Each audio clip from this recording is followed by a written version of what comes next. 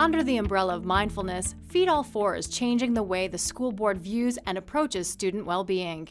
Inspired by Maslow's hierarchy of needs and the First Nations medicine wheel, Feed All 4 is Trillium Lakelands District School Board's model for well-being. The model uses 4 quadrants: body, mind, spirit, and emotion to approach wellness, and then connects wellness to teaching and learning. Feed All 4 basically takes in the First Nations medicine wheel, and it's based on Maslow's hierarchy of needs. So we've split Feed All 4 is 4 quadrants: body, mind, spirit, emotions. And basically the premise is that until a student's basic needs are met, they cannot self-regulate, achieve. Think of something you do for your child, like putting them in soccer, swimming, or track and field. How does that feed all 4? Well, their body, obviously through the exercise, their mind, by learning how to play and learning how to cooperate with others, their emotions, learning how to deal with winning as well as not winning, and their spirit, being in a space where they feel good about themselves and doing something that they really, really love. Supporting physical, mental, social, and emotional health helps improve resilience, self-awareness, self-regulation, and student achievement. I have found that my kids who are children with ADD or ADHD, they find the grounding and the calmness of it immensely useful. And I think that it gives them tools to be able to help themselves that maybe weren't there before, or they were dependent on someone else to help them find that spot. We're encouraged to think of how we really do help ourselves maintain well-being on a daily basis and how we can do that for our students. And a lot of the activities that we undertake really intertwine. So you can't make a list of just what do you do for your physical and your emotional. A lot of them integrate all 4. Emotional self-regulation is important for students with LDs who may experience emotional distress as a result of their learning disability. They don't get taken away or run away with the story of their emotions. They let them arise and they recognize and let them pass. So they're able to really pull themselves together and to recognize when they need certain practices to get themselves grounded and centered again. Many researchers see self-regulation as a requirement for school readiness. Self-regulation is a person's ability to deal effectively and efficiently with everyday emotions and then return to being focused and alert. The research shows that focusing on social emotional learning, so helping kids to self-regulate, be able to express what it is they're feeling, and giving them strategies in order to deal with those feelings appropriately at the time, like anxiety, are very helpful and also help achievement, not just at the young age, but also at the high school level. Developing self-regulation skills is not simple.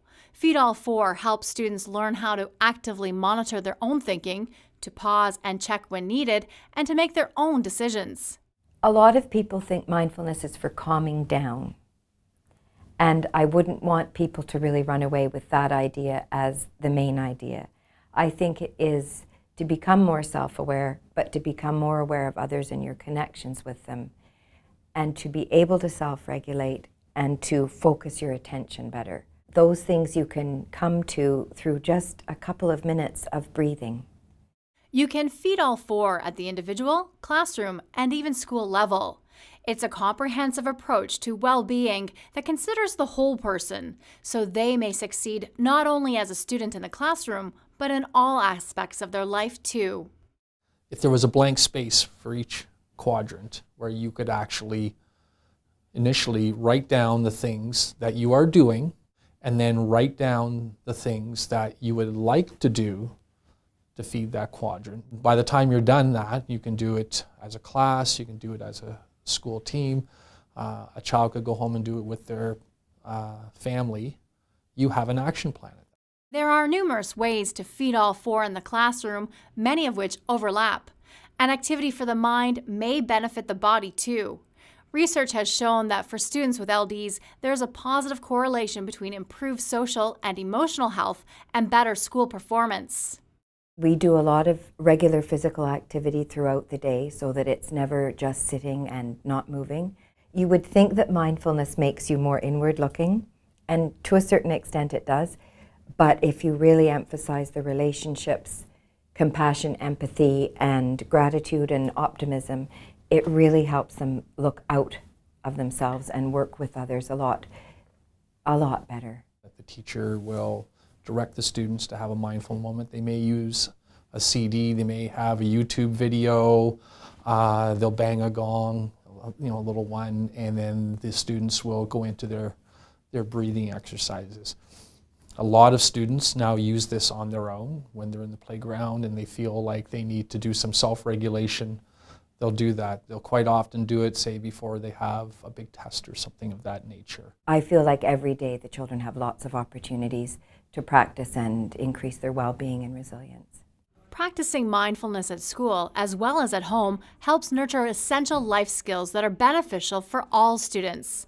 Life skills, including resiliency. When you're stressed, your problem-solving skills often suffer. But by being mindful, you're able to stop, think, consider your options, and then act. So if they feel themselves escalating, or they know that they need to get a grip on things, they're able to do that for themselves a lot more easily than they used to be able to. They are more compassionate and empathetic with each other, which has made an enormous difference. Really practicing putting themselves in each other's shoes and having a lot more patience and respect for each other. One of the really great things, though, is it applies to all students. So definitely, there's certainly increased benefit for students with learning disabilities in engaging in a lot of these activities. It really has a benefit to all students. It's not specific to one group, which I think is great. Because again, from a whole school approach, it's not something where anybody's going to be segregated. It's a very inclusive, accepting model that promotes equity. Although mindfulness has been a part of Trillium Lakelands District School Board for some time, implementing the Feed All Four model has its challenges. Well, I think the biggest challenge is always staff seeing how this aligns with curriculum, because there's always an imperative for them to achieve everything that's in the curriculum document. As teachers develop their own personal practice, they can see the value of it, and they're able to incorporate it or implement it more easily in their classes. I would say take it slowly, step by step, start small. I wouldn't want to launch into a great long 50-minute lesson if you don't know what you're doing. And even a few minutes, maybe several times throughout the day, would be great. The Feed All Four model uses a whole person lens to view and approach well-being. It helps educators reflect on their current practices, how they're feeding all four, and connect them to student achievement. Learning disabilities may go unnoticed because more prominent emotional issues mask them. With greater emotional regulation, teachers can make more informed decisions regarding accommodations for students with LDs. It can be a very powerful construct for a school or a class or an individual, because it's a shared language that everyone understands, it makes sense, and it's very, very pragmatic, doable strategies for everyone. Feed All Four gives students with LDs the tools to deal with conflict and anxiety, to focus on the task at hand, and to advocate for themselves and their learning needs. These strategies are necessary for some students with LDs, but can be good for all. For more information on the Feed All Four model and supporting mindfulness in your classroom, visit ldatschool.ca.